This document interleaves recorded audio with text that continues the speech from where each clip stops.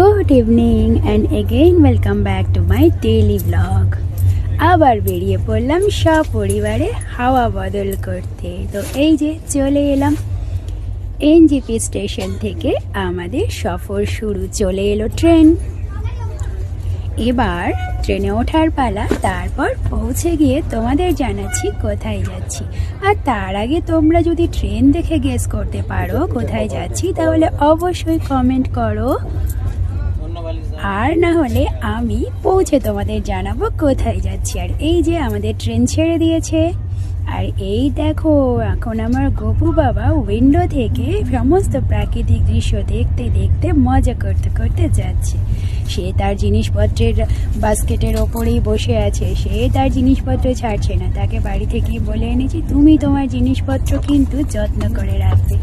আর যেহেতু আজকে এই যে এখন সন্ধেবেলা ট্রেনে উঠলাম, 6:30টায় ট্রেনটা ছাড়লো। আর একদম আজকের জন্য তো পুরোপুরি গ্যারেজ। কালকেও সারাদিন রাত্রিবেলায় গিয়ে নামবো যেখানে আমাদের পৌঁছানোর গন্তব্যস্থল সেখানে। তো সেই জন্য দুদিনের জন্য এখন ট্রেনে পুরো গ্যারেজ হয়ে গেলাম। আর এখন তো ট্রেনেই সংসার যাপন চলবে, খাওয়া দাওয়া সব কিছু ট্রেনে। তো চলো দেখা হচ্ছে তোমাদের সাথে পরের এপিসোডে। Tata bye.